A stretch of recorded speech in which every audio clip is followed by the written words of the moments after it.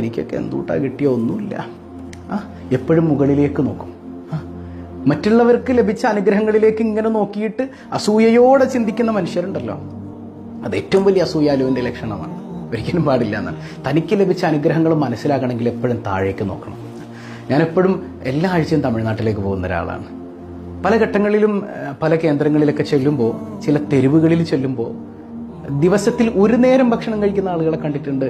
ഈ ഡൽഹിയിൽ ഞങ്ങൾ ദഅവത്തുമായി ബന്ധപ്പെട്ട് ഇങ്ങനെ പോകുന്ന സമയത്ത് ഈ റൊട്ടി ഒരു റൊട്ടി ഒരു ദിവസം കഴിക്കും. ഒരു നേരാണ് ഭക്ഷണം കഴിക്കുക. ചെറിയ കുഞ്ഞുങ്ങൾ പോലുണ്ട്. അവിടെയൊക്കെ വെച്ച് പൊട്ടിക്കരഞ്ഞ് സുജൂദിൽ വീണ് പോയിട്ടുണ്ട്. പടച്ചോനെ, നീ ഞങ്ങൾക്കൊക്കെ ചെയ്തു തന്നിട്ടുള്ള അനുഗ്രഹങ്ങൾ എത്ര വലുതാണല്ല. അത് ബോധ്യപ്പെടണമെങ്കിൽ താഴേക്ക് നോക്കണമെന്ന് പഠിപ്പിക്കുന്ന സയ്യിദുനാ റസൂലുള്ളാഹി സ്വല്ലല്ലാഹു അലൈഹി വസല്ലം. അപ്പം തനിക്ക് ലഭിച്ച അനുഗ്രഹങ്ങളെ വില കുറച്ച് കാണുന്നവൻ ഏറ്റവും വലിയ അസൂയാലുവാണെന്നാണ്. അപ്പം അസൂയ എന്ന് പറയുന്നത് നമ്മൾ പറഞ്ഞതുപോലെ നമ്മുടെ എല്ലാ കർമ്മങ്ങളെയും തിന്നുകളയുന്ന ഏറ്റവും മോശമായ ഒരു ചിന്താഗതിയാണ്. ഒരിക്കലും അത് നമ്മിൽ ഉണ്ടാകാൻ പാടില്ല.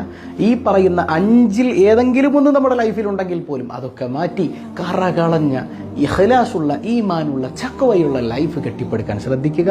അല്ലാഹു തൗഫീഖ് നൽകി അനുഗ്രഹിക്കുമാറാകട്ടെ. അസ്സലാമു അലൈക്കും വറഹ്മത്തുള്ളാഹി വബറകാതുഹു.